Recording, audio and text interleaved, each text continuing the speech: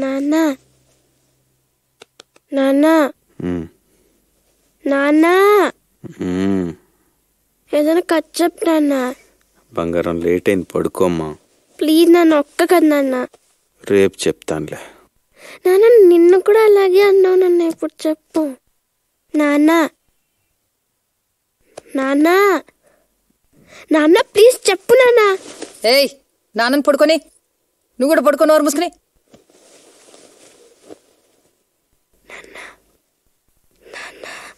ప్లీజ్ నాన్న. Cartoon channel చూసుకోమ్మా. ఇప్పుడు టీవీ ఏంటి? ఆ కథ ఏదో చెప్పు, పడుకోబెట్టు. నాన్న చెప్పు నాన్న. నాన్న చెప్పు నాన్న. సరే, అనగనగా ఒక ఊళ్ళో ఒక రాజు ఉన్నాడంట. ఆ రాజుకి 7 కొడుకులు. వాళ్ళు వేటకెళ్ళారు, వాళ్ళు చేప తెచ్చారు. అంతా పాతగా నాన్న. బోళ్ళు సార్లు విని బోర్ కొట్టేసింది నాన్న. ఏదైనా కొత్తగా చెప్పు నాన్న. కొత్తగా చెప్పు నాన్న. నాన్న కొత్తగా చెప్పు నాన్న. నాన్న కొత్తగా చెప్పు నాన్న. అబ్బా, చెవులో జోరేగలాగా నష్టపెట్. ఈ ఆగు, కొత్త కథ కదా. అనగనగనగా ఒక ఊళ్ళో ఒక ఈగ ఉందంట. ఈగ? చెప్పు చెప్పు చెప్పు. ఆ ఈగతో పాటు అదే ఊళ్ళో ఒక బ్యాడ్ బాయ్ ఉన్నాడంట. Bad boy? పేరేంటి? Ouais. T'as vu ça? Il se passe la même chose dans le film. Ah, t'inquiète, c'est de la merde ce film.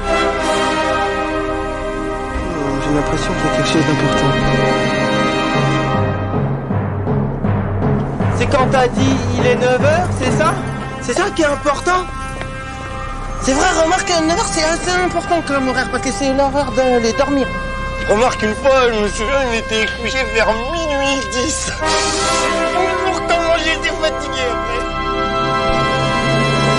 Oh, j'y passerai des jours, des nuits, des mois s'il le faut. Oh, nom de Dieu, de bordel de merde. Oh, tu m'en dingue.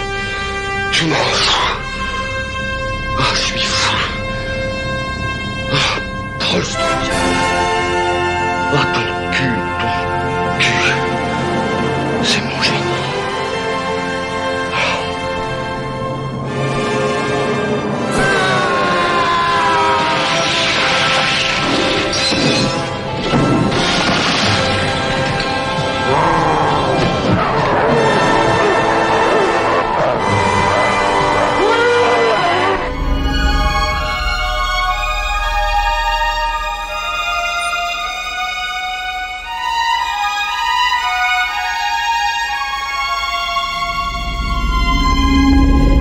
Ande benagi ka soitua. Tako żyje spesgini garu? Non kemeron pyres! Medvin kelvileres! Alfakis!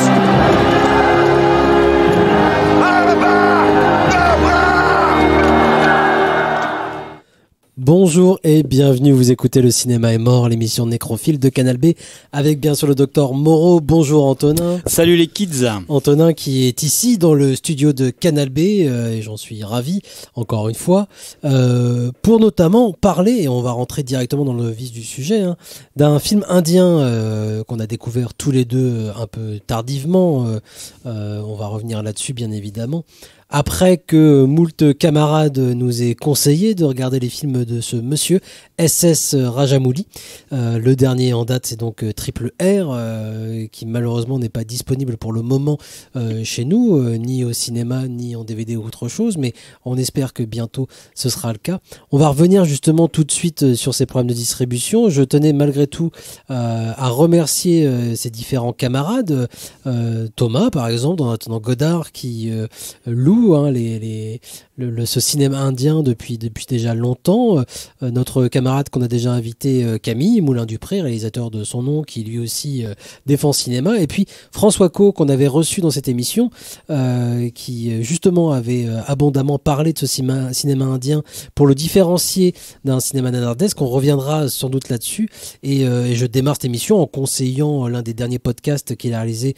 Donc c'est Discordia, le podcast de Monsieur François Co, un podcast de 5 heures heure à peu près, entouré d'experts en cinéma indien, qui revient sur la carrière de S.S. Rajamouli et qui sera sans doute beaucoup plus précis que tout ce que nous pourrons raconter ici aujourd'hui, mais c'était notre intention malgré tout de vous présenter et de défendre cet objet assez exceptionnel que nous avons pu voir. Et tout de suite, Antonin revient peut-être sur les conditions de sortie un peu particulières de ce cinéma. Ouais, et puis avant ça, dire que oui, bah tu l'as déjà dit, mais effectivement, nous, on n'est pas du tout spécialistes, et déjà, je pense que même dans tes propos, ça fera tiquer certains spécialistes en disant qu'on peut pas vraiment parler de cinéma indien. Alors, j'ai pas parlé de Bollywood, justement, je voulais... Mais en fait, oui, parce qu'eux, ils disent souvent que voilà, on peut pas même pas parler de Bollywood ni rien, on ne peut parler que des cinémas indiens, parce qu'en fait, on est vraiment dans une production qui est vraiment très régionalisée, on va dire, quoi. Et là, en l'occurrence, pour parler des films de Rajamouli, on est dans des films qui viennent de la région du Telugu, hein, je crois, hein, ou en tout cas qui parlent Telugu, mais bref, en tout cas,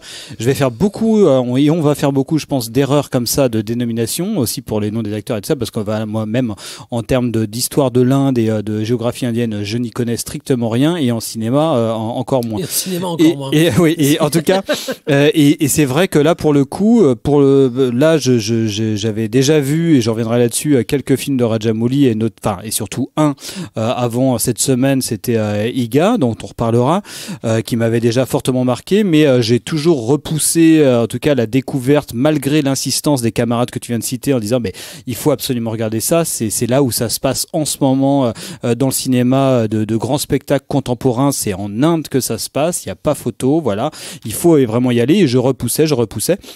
Et là, effectivement, bah, j'ai vu Triple R. Et effectivement, bah, moi, je me suis retrouvé devant un truc, genre, j'ai jamais vu de ma vie, en fait, quoi. Un truc complètement dément où j'ai un choc comme j'en ai, pas eu depuis, en fait, très, très longtemps. Peut-être même Fury Road. Non pas que je mette le film au même niveau que Fury Road, mais d'être devant un objet cinématographique, hyper populaire, hyper généreux, et qui soit en même temps une sorte de proposition hyper singulière et qui va sur un territoire esthétique que moi j'avais absolument pas du tout mes connaissances totales et pas du tout eu connaissance avant, quoi. Et ça me j'allais dire, là je suis encore sous le choc, en fait, quoi. C'est que je découvre ça, et là maintenant je suis plus capable de regarder autre chose d'autre, en fait, quoi. C'est que maintenant de regarder un film de grand spectacle, entre guillemets, voilà, c'est ça. Et même américain, là, ça va être très difficile. Ça c'est sûr, et ça on y reviendra, mais même là, enfin, pour parler de juste mon expérience personnelle, c'est qu'à un moment, ouais, quand je vois un truc comme ça, bah, au bout d'un moment, je suis tellement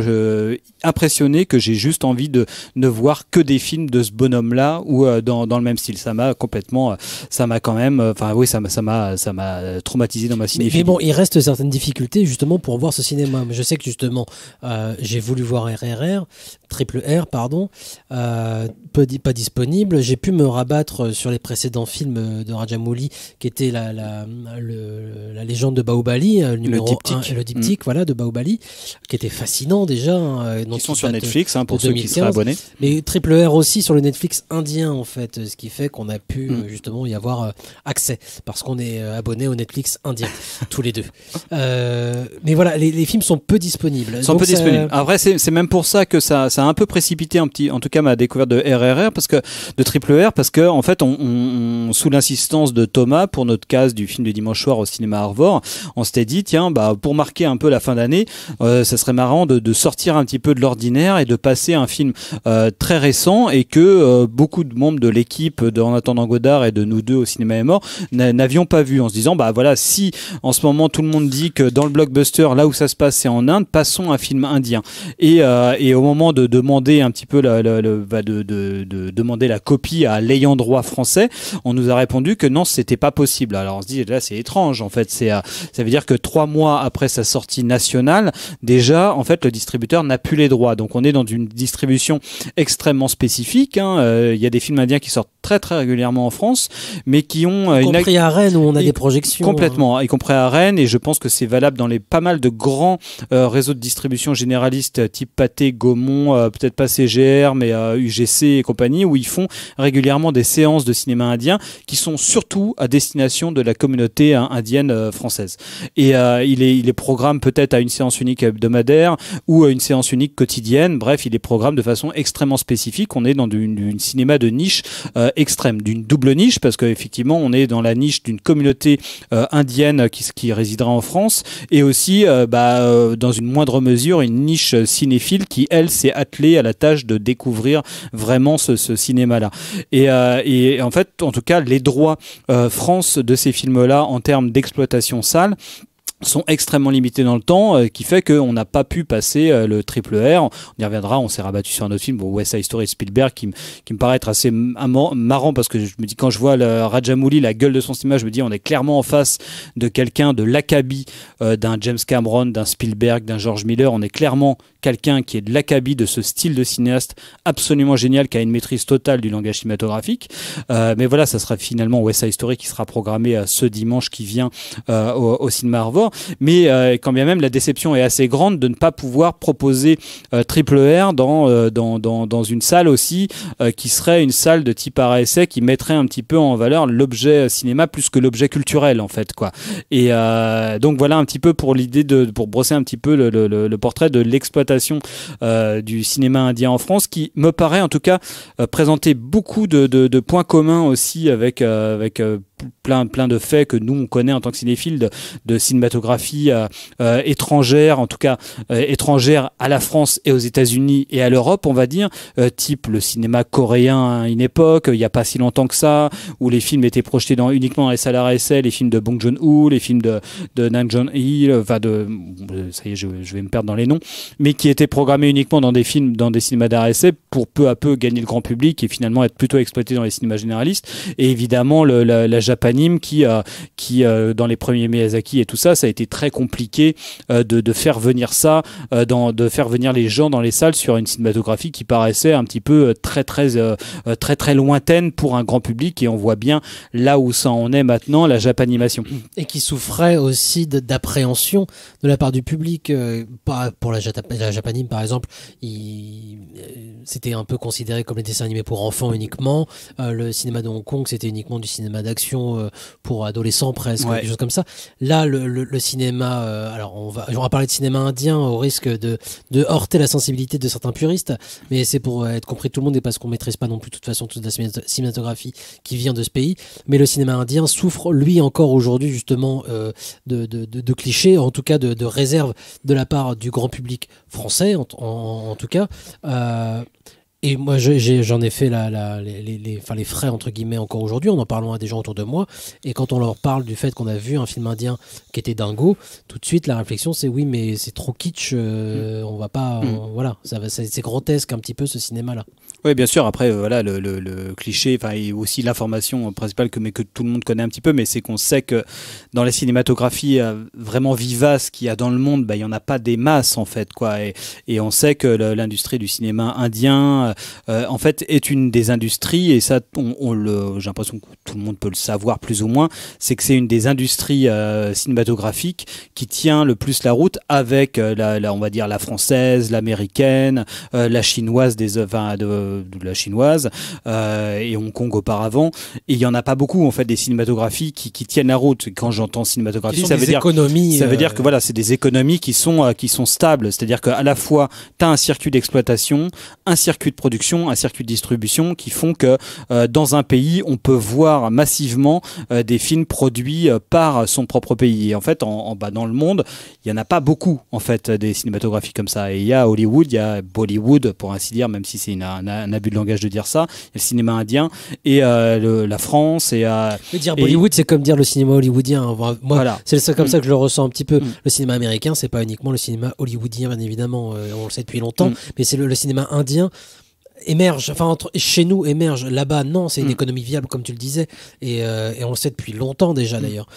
Mais chez nous, c'est une cinématographie en tout cas qu'on découvre, nous en tout cas qu'on découvre, mais même pour les connaisseurs, c'est assez récent malgré tout, même si ça se compte en une dizaine d'années ou 15 ou 20 ans, c'est récent entre guillemets. Ouais, c'est récent. Après, je pense qu'il y a sûrement des très grands connaisseurs qui vont trouver plein de choses, mais effectivement, l'image. C'est pas un cinéma naissant, il existe depuis complètement. les années 1900. Enfin, oui, bien sûr, c'est une cinématographie qui a toujours existé, et puis voilà, mais qui en France, en tout cas, si on va dire à un cinéphile le cinéma indien, voilà, il va te sortir Satyajit Ray, en fait, Satyajit Ray, qui est vraiment un auteur qui a vraiment navigué dans les festivals, qui a vraiment présenté qui a fait partie de toute la cinéphilie officielle française. Mais Satyajit Ray, on quitte déjà ce registre qui est très proprement indien, qui est le registre quand même où le registre de comédie musicale est très très marqué, quoi. Et puis on est très loin aussi de ce pourquoi je pense toi comme moi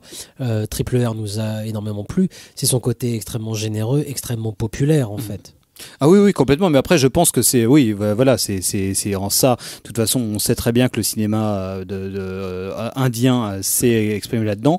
Et j'ai envie de dire, là, c'est là où moi je l'attendais pas, là où je suis surpris dans mon sorte d'occidentalocentrisme, c'est quoi effectivement sur le registre du blockbuster d'action.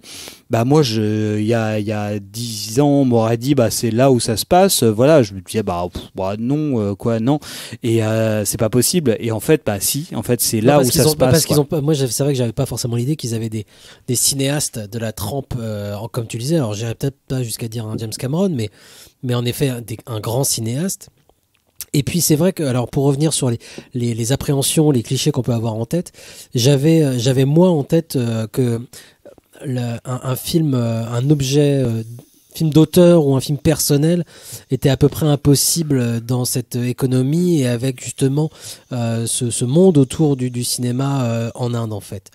Et j'étais surpris de voir en effet un objet mené par un bonhomme en fait, pas un objet mais maintenant un début de filmographie. Bon, ça fait quelque temps maintenant que Rajamouli il travaille, mais il a commencé par la télé, il a fait quelques tentatives cinématographiques, mais là ça fait à peine 10 ans, je crois que ça fait 10 ans que vraiment il mène à bien des projets personnels qu'il écrit, qu'il produit, qu'il réalise, qu'il mène de bout en bout, réalisant des conditions, avec une petite famille autour de lui. Il retrouve ses acteurs, ses techniciens, ses compositeurs. Il y a quelque chose du cinéma d'auteur qui rentre là-dedans, un projet mené personnellement par un bonhomme, un projet gigantesque, pharaonique. On parle Triple R, c'est l'un des plus gros budgets de l'histoire du cinéma indien, un des plus gros succès aussi. On a affaire en effet à une espèce de Titanic ou d'Avatar indien quand même. Ah oui, carrément. Moi, là où je comparais ça avec Cameron ou Spielberg, moi je pense que c'est en termes de maîtrise du langage cinématographique. C'est qu'au bout d'un moment, c'est que quand tu vois ça, ça me fait le même effet que quand je regarde des fois des Cameron, des Miller, de Spielberg, c'est que tu dis en fait ces gens-là savent exactement ce que c'est le cinéma en termes de spectacle. C'est-à-dire qu'ils savent exactement comment raconter une histoire uniquement avec ce que le cinéma en tant qu'esthétique, en tant qu'art spécifique a de plus saillant en termes de spécificité de langage en fait, quoi. C'est qu'au bout d'un moment tout le sens, l'énergie cinétique, l'énergie du récit, l'énergie du spectacle qui t'est donné est spécifiquement cinématographique et ne doit à pas grand chose d'autre qu'à ça. C'est-à-dire que bon, forcément là je vais me contredire, mais c'est que c'est une sorte de syncrétisme de tous les arts. C'est qu'au bout d'un moment on voit que toute la musique, l'art romanesque, on va dire l'art pictural, l'architecture, en fait tout est une grande synergie qui fait que effectivement, si d'un œil extérieur, on pourrait se dire, qu'est-ce que c'est, on va dire, on prend Triple R, c'est un revenge movie, ou c'est un récit de révolte très simple qui manipule des concepts très simples d'une longue montée en puissance qui va suivre deux personnages, le destin croisé de deux personnages qui sont soumis tous les deux à une injustice et leurs deux stratégies différentes pour pouvoir se venger de cette injustice qui est représentée par le pouvoir anglais, en l'occurrence le pouvoir colonial, et puis qui vont vont libérer leur pays en même temps que le spectateur de la frustration qu'on a vue pendant tout le film, en dézinguant les Anglais dans une grande débauche très cathartique du truc. Donc on est dans quelque chose qui est, on va dire, une structure de dramaturgique extrêmement classique, où on pourrait se dire, bah voilà, c'est limite à simplisme. Ce qui nous permet, nous aussi, de pouvoir aborder en fait le film justement assez simplement. C'est-à-dire que contrairement à ce qu'avait, enfin moi c'était mon inquiétude aussi, je pense, avant de regarder, que ça soit Triple R ou le diptyque Bahubali. Et c'est quelque chose dont on avait parlé avec François Caux lors de notre émission ensemble. C'était l'inquiétude de pas avoir en fait, je sais pas, les bases en fait pour appréhender correctement ce film, et justement d'être un peu trop peut-être gêné par les petits trucs culturels ou le kitsch justement, ou les chorégraphies, n'importe quoi qui nous sortirait. Et en fait, à ma grande surprise, non, et je pense que c'est grâce justement à une base de récit, on va dire classique, très classique, qui va prendre, comme tu le dis, au revenge movie, mais au conte de fées, au buddy movie, qui va englober tout un tas de genres connus du monde entier, de toute façon, de récits connus du monde entier, qui permettent de rentrer très facilement en fait dans un récit qui va durer, dans un film qui va durer plus de 3 heures, 5 heures pour Bahubali, et d'être emporté par un souffle romanesque en plus par-dessus ça. Donc on part sur une base quand même commune. En fait. Ah oui, complètement. Je pense qu'après c'est les films de Rajamouli que j'ai pu voir, en tout cas, sont tous basés sur des récits qui sont de nature mythologique. Donc après, voilà, les récits de nature mythologique, il y a deux plans, c'est-à-dire qu'effectivement on va dire que les subtilités des mythologies spécifiques à toutes les cultures, bah voilà, c'est des subtilités, c'est-à-dire que bon, il y a des tas de choses qui vont nous échapper. On renvoie à Joseph Campbell. Voilà, c'est ça. Mais les structures fondamentales sont quasiment identiques de culture en culture, quoi. Et là, on est vraiment dans des structures dramaturgiques relativement simples, qui fait que voilà, on peut on s'y engouffre très volontiers. Après, c'est vrai qu'il y a moi, une des craintes que j'avais, et une des réticences que je pouvais avoir dans le fait que j'ai mis du temps à me jeter un petit peu là-dedans, c'est effectivement plus des réticences proprement culturelles à une esthétique qui me paraît être des fois aux antithèses d'un truc foncièrement occidental, qui est une sorte d'attachement un petit peu au réalisme quelque part, quoi. D'attachement au réalisme dans tous ses aspects, aussi le réalisme physique, quoi, j'ai envie de dire, de la gravité terrestre, quoi. Et c'est un peu ça, moi, qui m'empêchait d'y être, du réalisme aussi, du fait que forcément les films sont tous peu ou prou proches de la comédie musicale. Moi, j'avais dire, la comédie musicale, on en avait déjà parlé, il me semble, mais c'est un des genres finalement les plus cinématographiques qui soit, et c'est aussi un des genres qui paraît le plus artificiel pour tout un chacun. Sauf qu'au final, moi je dis toujours, en fait c'est le genre le plus réaliste quelque part, parce que c'est le seul genre qui ne ment pas sur son artificialité. C'est le seul genre où en fait, qui ne ment pas sur le fait que vous êtes en train de regarder un film, parce que voilà, vous voulez bien que à un moment les spectateurs, les acteurs, les protagonistes se mettent à chanter. Oui, effectivement, ça vous paraît faux, mais de toute façon ils se mettraient pas à chanter. Ce que vous voyez quand même dans n'importe quel film, c'est quand même une représentation de quelque chose. Sauf que via des systèmes de convention, voilà, vous avez l'impression que c'est réaliste.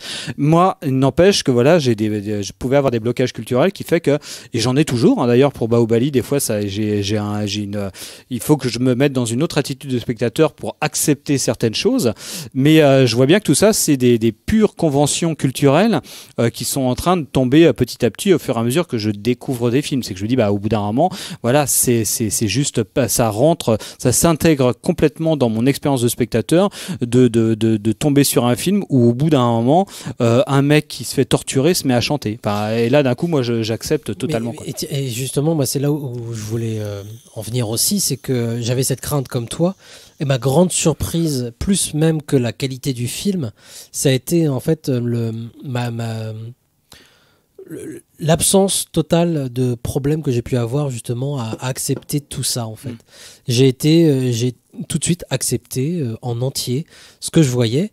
avec un plaisir énorme, à plusieurs raisons. On va y revenir hein, sur ce qui cause tous ces plaisirs. Mais ma grande surprise, ça a été ça, de n'avoir aucune réserve, c'est-à-dire d'accepter, y compris certains défauts du film, parce que les films Triple R n'est pas parfait du tout, Bahubali non plus pour moi. Hein. Il y a des choses qui me chiffonnent, mais qui ne m'ont à aucun moment qui m'ont empêché en fait d'apprécier ce que j'avais sous les yeux. Et la comédie musicale par exemple, ou les intermèdes de montage qui pour moi ne changeaient pas tellement de ce que je pouvais voir dans certains films américains de toute façon, qui me rappelaient ce que je pouvais voir dans les années 80 ou bien sûr, dans d'autres objets. Voilà. L'espèce de fantastique qui se dégage justement de la capacité de certains personnages à faire des choses complètement folles. Alors peut-être qu'on a été habitué par 10 ans de Marvel aussi et attristé par 10 ans de Marvel justement en disant tiens, un super-héros, ce que ça fait dans un cinéma Marvel, et ça me déprime aujourd'hui et ça m'ennuie profondément. Et là de trouver un héros iconique dans ce cinéma-là, là d'un coup ça ravivait en fait cette flamme de justement du héros tel que moi je l'entendais quand j'étais enfant. Et puis je pense qu'il y a quelque chose, et je te laisserai, hein, tu me coupes si je te coupe l'herbe sous le pied justement. Il y a quelque chose qui m'a profondément touché, je pense, et qui m'a aidé profondément à apprécier ces quelques films indiens que j'ai pu voir. Cette absence de cynisme absolu en fait. C'est-à-dire que de sentir une énergie, une vivacité et un premier degré en fait qui fait un bien fou en fait et qui ravive quelque chose voilà, je pouvais rechercher depuis longtemps un spectacle. Alors de temps en temps, je tombe sur un film américain qui me propose un spectacle qui justement est pas trop mal foutu. Alors je suis content parce que c'est pas trop mal foutu. Mais c'est vraiment du travail un petit peu c'est limité quoi. Voilà, c'est un truc de feignant un petit peu, très souvent c'est un truc de feignant à quelques exceptions près, comme Fury Road par exemple, où là on a affaire à un grand film, mais sinon c'est souvent du travail de feignant.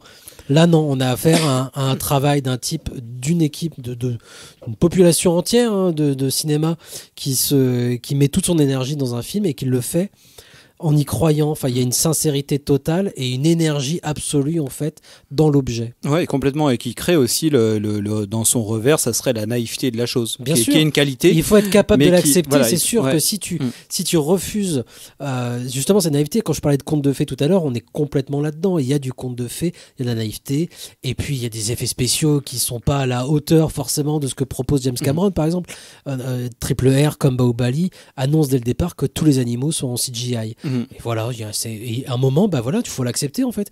Comme tu peux l'accepter dans certains films des années 50, 40 ou 60, que voilà, les effets spéciaux ou les fonds, ou c'est un truc en studio, et puis voilà.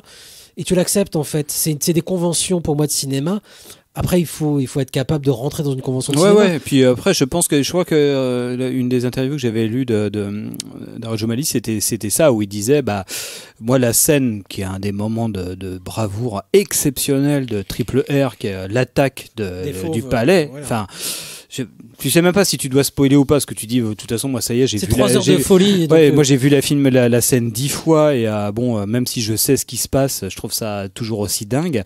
Mais en fait, elle vaut parce qu'elle est mise en scène de façon brillante, parce qu'effectivement, hein, si tu mets cette scène là en face de quelqu'un qui sait pas vraiment, qui n'a aucune conscience de comment mettre en place une mise en scène spatialement et en termes d'énergie et tout, bah effectivement. Alors même que tous les animaux qui sont le centre du film, de la séquence, sont en numérique, et ne sont pas forcément tous réussis. Si c'est pas bien mis en scène, évidemment ça tombe à plat. Et là tout marche. Et moi ça me pose beaucoup de questions, parce que c'est vrai que j'ai cette grande interrogation depuis longtemps, c'est que moi, en étant vraiment en tout cas un geek ou un amateur de culture de l'imaginaire, enfin quelqu'un qui a fait du jeu de rôle, quelqu'un qui a regardé, qui a lu beaucoup de bandes dessinées, ou quelqu'un qui a aimé l'Odyssée de Pi. Non, et quelqu'un en tout cas qui qui voulait voir une représentation de l'imaginaire qu'il voyait surtout à travers, on va dire, des illustrations pas en volume et pas animées, quoi, en tout cas. En fait, moi, il y avait une image qui me revenait souvent, c'est quand je regardais Triple R, c'est les illustrations. Par exemple, je pensais à l'affiche de The Gauntlet de Clint Eastwood, l'illustration de Frazetta, me semble-t-il. Ouais, c'est ça, oui. Et l'épreuve de force. De l'épreuve de force, voilà. Et quand on regarde l'affiche de The Gauntlet, elle est complètement mensongère. C'est-à-dire que on a Clint Eastwood qui est dessiné, qui est peint, le torse luisant, saillant, le torse saillant, avec une femme à ses genoux, des gros guns énormes. Je pourrais aussi parler de l'affiche du dernier train du Katanga avec Star avec Wars aussi. aussi. Mais je pensais plus à un truc vraiment pulp, c'est-à-dire ces illustrations de Frazetta qui reprennent un peu une iconographie un petit peu pulp qu'on pouvait voir sur des romans, où d'un coup tout était absolument hypertrophié, et qui donnait une sorte d'horizon d'espérance totale dans ce qu'on allait voir. Alors, je ne dis pas que la jaquette de Rangers DVD que vous avez peut-être déjà vu d'un film qui n'existe pas, avec une jaquette merveilleuse. Oui. Et en fait, toutes ces jaquettes-là donnaient l'envie de voir un film qui, pouvait être très bien. Par exemple, l'épreuve de force, c'est super, mais à aucun moment l'épreuve de force, dans son registre de représentation, équivaut à la jaquette qu'on a. Moi, j'allais dire la spécificité du cinéma de Rajamouli, pour le moment, de ce que j'en ai vu, c'est qu'il correspond complètement à ça. C'est qu'à un moment, cette jaquette-là, je l'ai en face des yeux, en vrai, quoi, en vrai et évidemment en numérique. Et je les vois plus. En fait, je suis dans un registre complètement iconique de A jusqu'à Z. C'est-à-dire qu'on est dans un registre où, et c'est là où c'est un cinéma aussi qui est spécifiquement contemporain, et là où je suis obligé de faire un petit retour en arrière, c'est que forcément, moi, en ayant grandi un peu là-dedans, et quand le numérique est arrivé, on voit bien ce qui s'est passé, c'est que d'un coup, par exemple, le Seigneur Anneaux a pu sortir, les Spider-Man ont pu sortir, et effectivement, tout était possible, on pouvait tout voir. Effectivement, il y a eu des trucs super au niveau du cinéma américain, les Spider-Man de Sam Raimi, c'est incroyable. Effectivement, ils vont assez loin dans ce registre d'iconicisation, et effectivement, on retrouve des morceaux de Sam Raimi chez Rajamouli aussi. Dans le Seigneur Anneaux, on va trouver les batailles qu'on a fantasmées, les énormes batailles qu'on a fantasmées quand étant gamin, on les voit dans le Seigneur des Anneaux.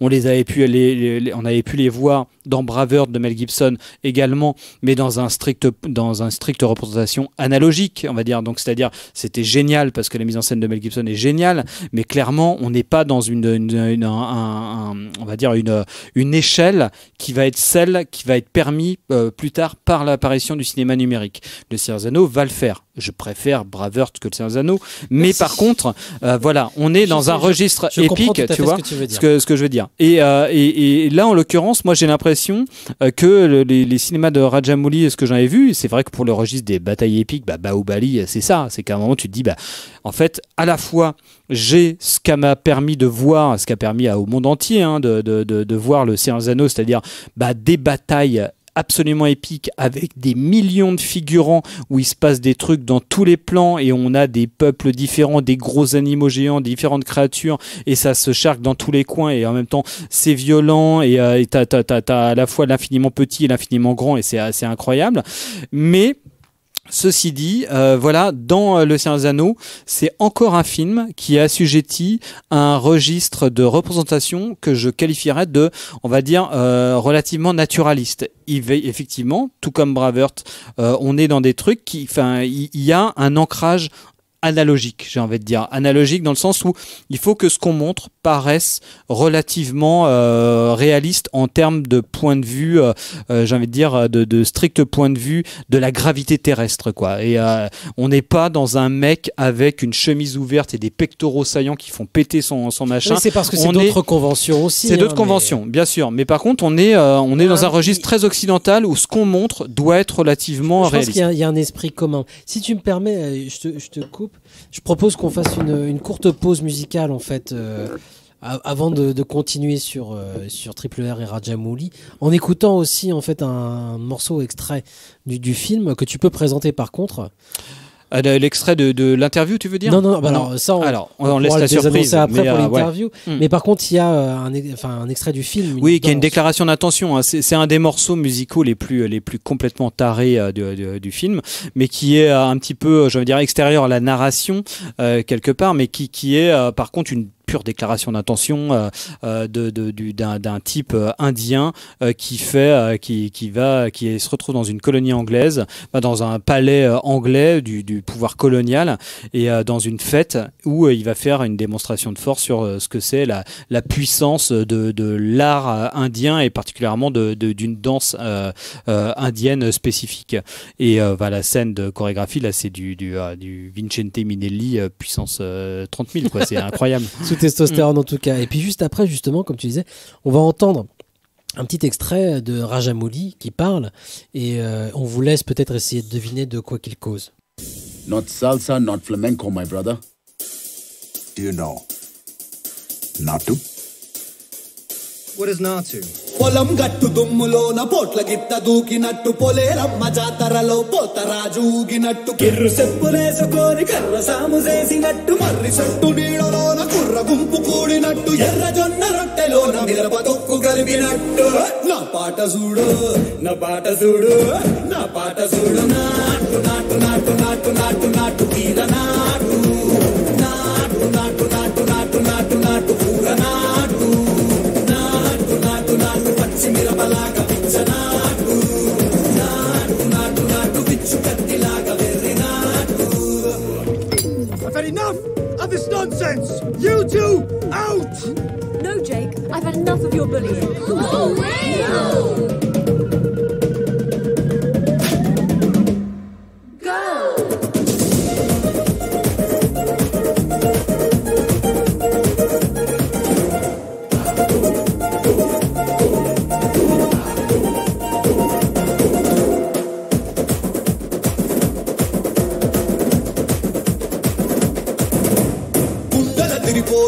ఢండన కరమోగినట్టు సెవులు సిల్లు పడేలాగా కీసు పిట్ట కూసినట్టు ఏలు సిటికెలేసేలా ఎప్పారం సాగినట్టు కాలు సింధు తొక్కేలా దుమ్మారం రేగినట్టు ఒళ్ళు చెమట పట్టేలా వీరంగం చేసినట్టు నా పాట చూడు నా పాట చూడు నా పాట చూడు నాటు నాటు నాటు నాటు నాటు నాటు తీర నాటు నాటు నాటు నాటు నాటు నాటు నాటు పూర నాటు నాటు నాటు నాటు గంట పారలాగా చెట్ట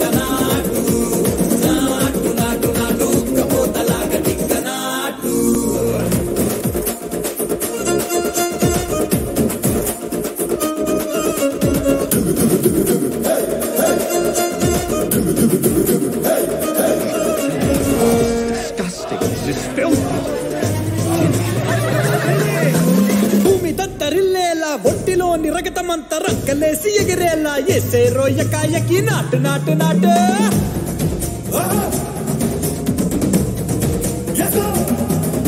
అరే దుమ్ము దుమ్ము దులిపేలా లోపలున్న పానమంతా టుముకులాడేలా దూకేరో సరాసరి నాటు నాటు నాటు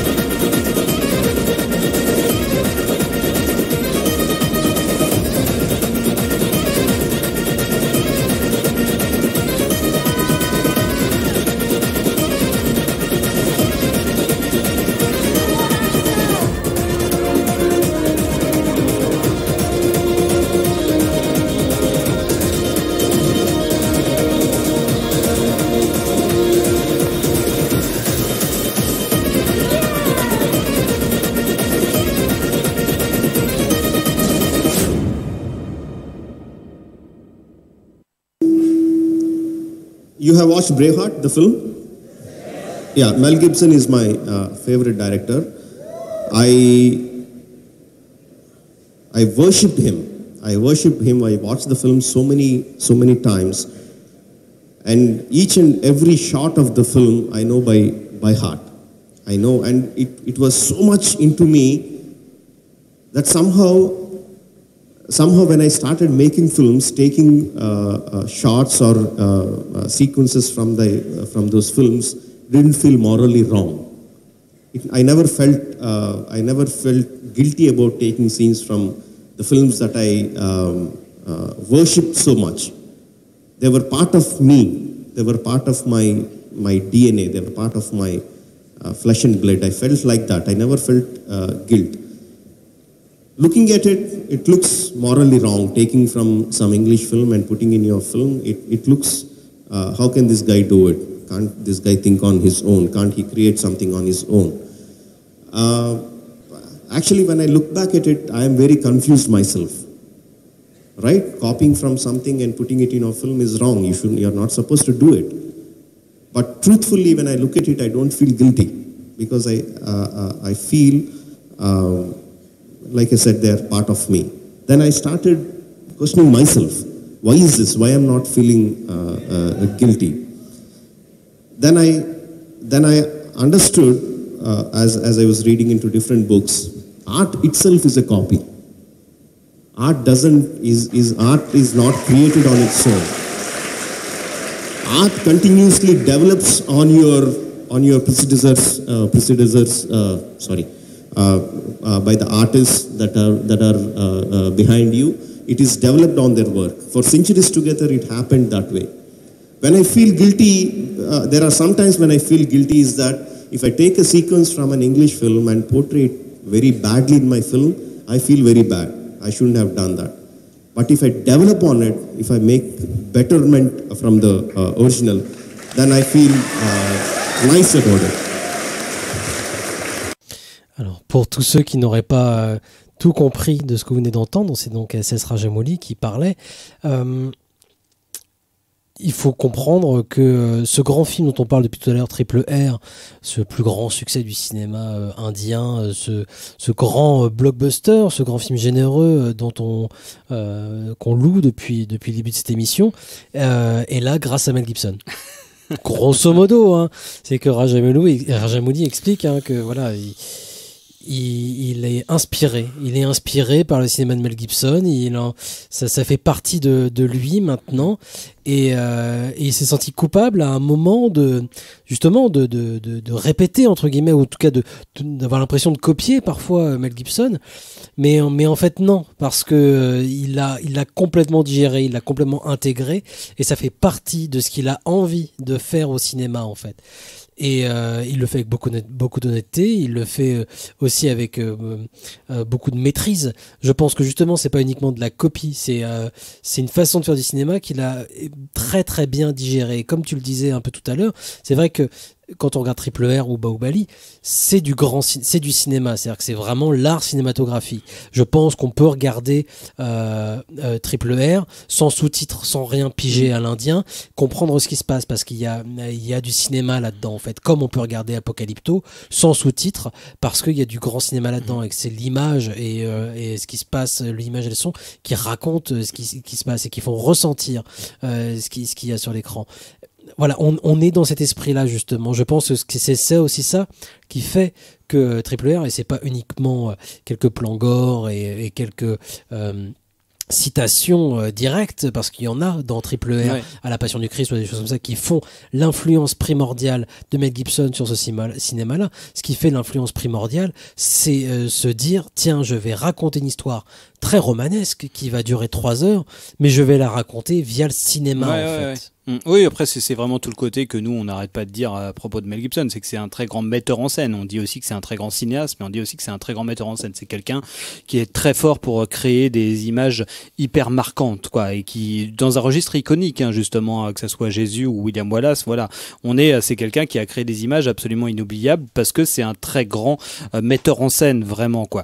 Et je pense que voilà, pour le côté cinéaste, Rajamouli, ça se pose là, mais pas sur le même territoire que Mel Gibson. Mais par contre, en termes de registre iconique, oui, on est vraiment complètement là-dedans. C'est ce que j'essayais un peu de dire tout à l'heure, c'est que c'est quelqu'un qui est de toute façon dans l'iconisation, mais permanente. Et moi, ça me fait penser à une autre chose aussi qui va rejoindre un petit peu cette sorte le truc dont tu parlais sur l'absolue naïveté et on va dire de premier degré qu'il peut y avoir dans ces récits-là. C'est que moi, j'ai l'impression, et ça va rejoindre un peu à ce que je disais, c'est genre j'ai l'impression de voir une adaptation en live d'une illustration de Frazetta. C'est que en fait, j'ai aussi l'impression de voir le film, c'est un peu comme quand on a ouvert l'émission, par exemple, sur l'introduction de Iga, qui est un film que je conseille à tout le monde pour rentrer dans l'univers de Rajamouli. Iga, qui est EEGA, pour ceux qui voudraient aller choper ça de façon illégale, qui est un petit garçon qui demande à son père de lui raconter une histoire. C'est l'extrait qu'on a entendu en début de séance. Et en fait, quand on raconte une histoire à un gamin, ou quand même un gamin répète une histoire, il s'en fout complètement du réalisme de cette histoire-là. En fait, il va être dans l'hyperbolisation générale. Que ça soit un parent qui raconte une histoire à son gamin ou un gamin qui va raconter une histoire à ses autres potes. Et quand on se réimagine un film, quand quelqu'un va se réimaginer un film, je pense même à Gottlieb quand il refait Les 40 tueurs, il va réimaginer ça avec un truc mais complètement hyperbolique. C'est parce que tout ce qui va être suggéré dans le film, dans l'imaginaire, ça va être traduit de façon hyperbolique, genre des cow-boys pas possible, et puis des sauts dans la poussière avec des kilos de poussière et tout ça. Moi, j'ai l'impression que Rajamouli, en fait, il filme directement de ce point de vue-là, de ce point de vue de l'hyperbole, en fait. Bon, après, c'est une évidence. Faut dire, le cinéma de Rajamouli, le cinéma peut-être indien de façon générale, est hyperbolique. Mais ceci dit, il arrive à une qualité de représentation qui est proprement enfantine aussi, quoi. Et qui a cette qualité de représentation hyper précieuse de dire, de toute façon, ce qu'on voit, c'est l'histoire, et on la voit à travers le prisme de très subjectif de la façon dont on la ressent personnellement de façon complètement énorme. Et moi, c'est ça qui me paraît être l'immense nouveauté. Surtout, comme j'essayais de le dire avant, le cinéma numérique tel qu'il est, il se développe depuis 20 ans, pourrait permettre ça. On pourrait avoir ça dans les Marvel. On a tous moi, j'ai désiré cet avènement de ce truc-là. Et effectivement, ce que je vois, le résultat de ça, c'est déprimant. Effectivement, il y a du cynisme, il y a un ancrage un peu naze dans une sorte de réalisme ou quelque chose qui s'excuse d'être ce qu'il est, ou un peu étrange, mais qui fait que ça ne marche pas. Il y a des violons qui s'accordent aussi sur justement une espèce de alors on appelle ça la marvelisation, mais en effet, tout est un peu au même niveau. Il y a un encéphalogramme plat un petit peu dans ce cinéma-là, parce qu'on met tout un petit peu au même niveau. Alors que ça soit justement le pouvoir, que ce soit des personnages ou d'une histoire, d'un récit, et puis aussi des images en fait qui se ressemblent un peu toutes en fait, et tout se ressemble, tout se mélange. Et que ça soit nous en termes de spectateurs, ou je pense les gens qui le font, voilà, on s'habitue à tout ça. Ouais, on s'habitue et après.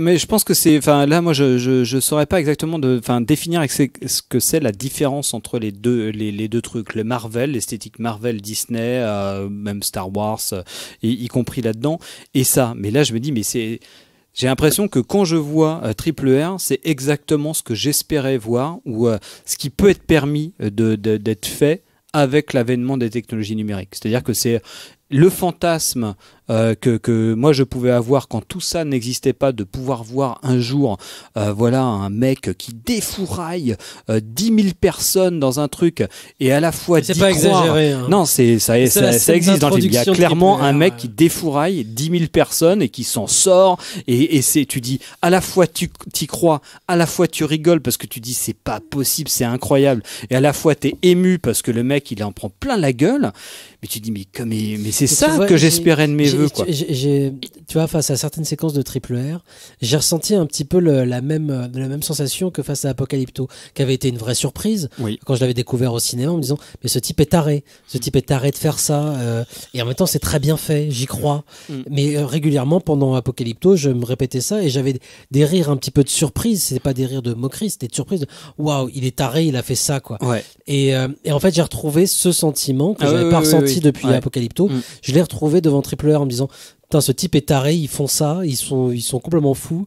Et donc j'ai un petit rire, mais c'est pas un rire, encore une fois, de moquerie, c'est juste, waouh, ils l'ont fait et j'y crois et ça fonctionne et j'en veux plus en fait, j'en veux encore, je veux pas que ça s'arrête, quoi. Ah ouais, complètement. Mais tu vois, plutôt que de le comparer à Fury Road, c'est vrai que je le comparais plus à ce sentiment que j'ai eu face à Apocalypto de Mel Gibson, et c'est là où cet extrait qu'on a pu entendre m'intéresse aussi, c'est que c'est vrai que le cinéma de Mel Gibson a disparu, il a pas fait de film de façon depuis Tu ne tueras point, ça a 6-7 ans maintenant en fait, on sait pas s'il va refaire quelque chose, et j'ai le sentiment, voilà, si je veux retrouver en fait ce sentiment que j'avais devant le cinéma de Mel Gibson qui me plaisait, justement, sentiment à la fois de surprise, de folie totale, parce qu'on parle de ça, de folie, d'énergie, en effet, qui dépasse même les attentes dont tu parles, qu'on avait quand on était enfant, ou même plus tard, où on espérait un cinéma qui pourrait enfin ressembler à ça. C'est ce que représentait pour moi aussi, et ce que représente toujours d'ailleurs le cinéma de Mel Gibson, mais voilà, pour le moment, il n'existe plus. Oui, et puis je pense il faut se retourner vers... Ouais, bien sûr, et je pense que c'est là où on ressent un peu cet effet-là aussi devant Rajamouli, c'est que le cinéma de Mel Gibson aussi est un cinéma qui a une part profondément naïve. Enfin, on en a souvent parlé, ce caractère justement qui va s'incarner chez Mel Gibson sur ce côté très tout le côté chrétien, justement, la croyance dans l'Éden, la foi, quelque chose de l'ordre de l'innocence qui serait bafoué. Et il croit, et on l'a déjà dit plein de fois, mais qu'il croit autant, il a autant d'énergie à filmer cette innocence-là et autant de vivacité à lui donner une force-là, à cette innocence-là, que de foi dans le montrant, à montrer justement le viol de cette innocence-là, et qu'il croit dans les deux trucs, quoi. Enfin, il met autant d'énergie à filmer les deux choses-là, ce qui fait que ça donne encore plus de poids à ce viol-là, parce qu'il les filme en même temps. C'est pas l'un et l'autre, c'est l'un avec l'autre. Et ça, Rajamouli, je pense qu'il a ça aussi. On sent très bien que quand il filme la tribu indienne, je sais plus comment ils s'appellent, bref, en tout cas, qui sont au tout début et qui se font visiter par les colons anglais. C'est salaud. Et il y a autant de plaisir à montrer cette vie de village-là, et l'acte de violence coloniale qui a lieu lors de cette scène inaugurale du film, qui est inouïe, et je ne vais pas la spoiler, mais elle est inouïe, et en même temps elle est tellement inouïe qu'elle en devient drôle. Enfin, c'est incroyable, et en même temps tu sens à deux doigts du grotesque, et c'est du grotesque, mais en même temps tu sens le plaisir, et c'est là où c'est incroyable, c'est que la scène est tellement j'ai envie de dire mise en spectacle, que tu sens le plaisir qu'il a à créer son on va dire le twist de la scène, qui est un twist d'une perversité pas possible, d'un événement dramaturgique d'une perversité pas possible, qui pourrait être tourné en blague. Et il y a autant d'énergie à montrer que ces gens-là sont plutôt, c'est très beau ce qui est fait, et ce qui va la rompre, et il va mettre autant d'énergie à ça, et tu dis mais ouais, putain, c'est incroyable, tu vas naviguer dans des émotions différentes constamment, et c'est dément. On retrouve cette chose qui fait la force des grands objets cinématographiques de toute façon, mais on est sur la corde raide, et c'est vrai que j'imagine tout à fait un spectateur qui débarque devant cet objet sans rien savoir, qui peut trouver ça grotesque, parce que justement c'est trop beaucoup, c'est tout le temps trop beaucoup en fait, et si on n'est pas un tout petit peu préparé, on peut trouver ça évidemment grotesque. Si on est habitué justement au cinéma américain des 10 dernières années et qu'on débarque devant Triple R, on va se dire mais non, mais voilà, c'est pas crédible, peut-être, mais le fait est que pour moi j'ai le sentiment qu'en effet il est sur la corde raide, mais qui sombre jamais dans le grotesque, c'est-à-dire que dans le grotesque du nanar, c'est-à-dire que j'ai pas, à aucun moment je vais me moquer de Triple R, parce que c'est trop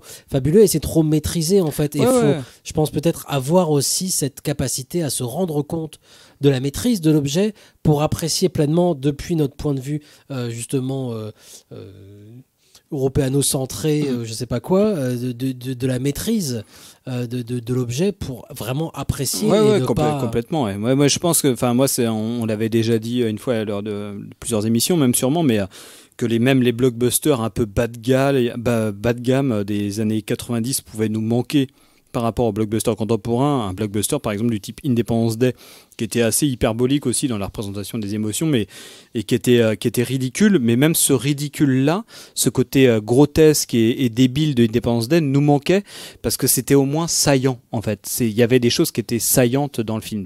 On n'était pas du tout dans ce truc vraiment très... où tout était au même niveau qu'on pouvait retrouver dans les blockbusters contemporains type Marvel, où on a l'impression que une scène de réunion dans un bureau, elle est filmée de la même façon qu'une scène de baston. Une scène de drame, elle est filmée de la même façon qu'une scène de discussion. Enfin, il y a rien de saillant, quoi. Et je pense qu'il y a un fait aussi. Enfin, moi, il y a un truc qui m'a fait vraiment très plaisir aussi à voir beaucoup de films de Rajamouli ces derniers temps.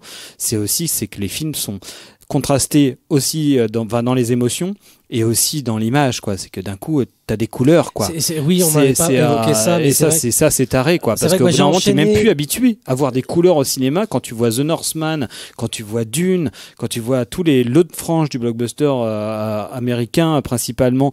Et je pense que c'est pas que le cinéma américain aussi, mais il y a toute une frange du cinéma qui est vraiment assez monochrome en général, et qui a complètement abandonné la gestion des couleurs. Et là, d'un coup, tu te retrouves devant un film où tu te dis putain, c'est incroyable. Alors, je sais que je vous invite. Il y a France Culture qui a fait un petit sujet vidéo. Pourquoi la couleur a disparu. Je sais qu'il y a un des intervenants dans Attendant Godard qui justement participait à cette vidéo. Vous pouvez la retrouver facilement sur Internet. JB Massuet, voilà. Prof à la fac. Et c'est vraiment très très intéressant. Et c'est vrai que même en ayant revu moi cette semaine West Side Story de Spielberg, où là pour le coup il y a de la couleur et puis c'est du vrai cinéma, du grand cinéma. Et déjà les couleurs choquent presque quand tu vois West Side Story aujourd'hui. Mais quand tu découvres du coup un Rajamouli juste après, tu waouh. Mais là, voilà, c'est ça que j'ai envie de ça en fait. Mais oui, bien sûr. Il est temps malheureusement de se quitter en espérant vous avoir donné envie de découvrir ce cinéma indien. On ne sait pas encore comment vous allez pouvoir le faire, mais à part en faisant comme nous et en vous inscrivant sur le Netflix indien pour découvrir Triple R. Et puis on espère un jour en tout cas pouvoir le proposer dans un film du dimanche soir. Ça aurait vraiment sa place. C'est typiquement le genre de film qu'on a envie de regarder justement. Ce qui fait chier, c'est que Netflix semble s'emparer un petit peu de cette niche-là.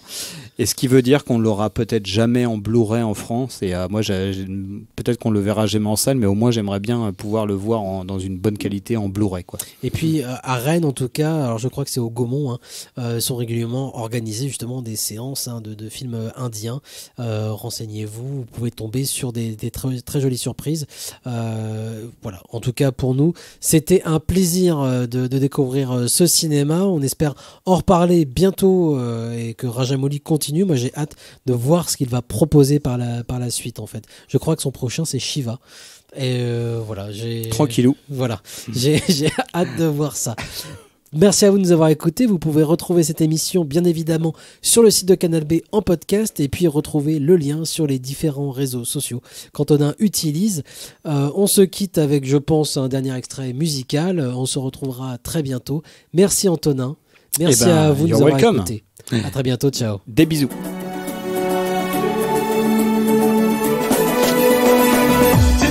Umar मिटे लहरा वो झंडा हर गली भर में है लोहे का बंदा जिस पे उमर मिटे लहरा वो झंडा हर गली भर में है लोहे का बंदा झंडा लोहा लाठी टूटी चीता योद्धा धुआं शोले उजले शोले उजलते शोले जिगरा शोले दिल के है शोले जल जल शोले बेचैन शोले धरती हिला दे ये हर सीमा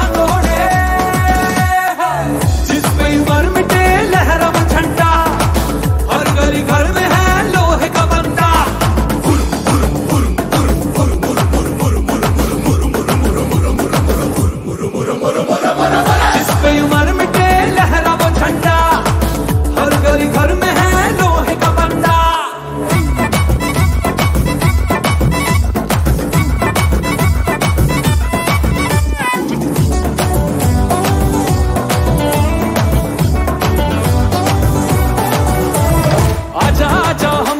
मालिक हम बने, दिल में खुशी गूंजी है धड़कने, झुके नहीं कभी भी ये पलटने, अरे सुबह हुई तोड़ी सभी बंदिशें, अपने तो मन में अब भड़के है शोला, दम है किसी का कर मुकाबला, लोहा ज्वाला गोला भाला जागा बेटा बोलो शोले, कर्मठ शोले, कलकत्ता शोले, उज्जवल शोले, गुजराती शोले, क्रांति है शोले, कित्तूर शोले, तीर से तेज तो तिरतल पे भी शोले,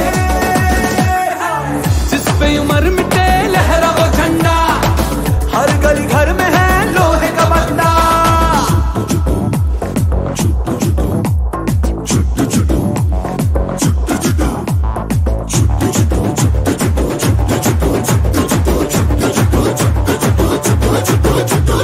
छुटे नहीं मिलकर ये हाथ रे, सर पे कफन बांधा है जाट ने, जब भी बिगुल बाजेगा जीत का, मन नाच उठेगा और दिल झूमेगा, छुटा रे अंधेरा खुद पे रख तू भरोसा, साथ हमेशा मिले दिल को दिलासा, आजा राजा बाजा जीना जागा ज्वाला ऊंचे शोले, प्रबल ये शोले, पंजाबी शोले, थकन ये शोले, अंगूरी शोले, पावन शोले, अल्लासी शोले, विजय बार है वीर मराठा शोले।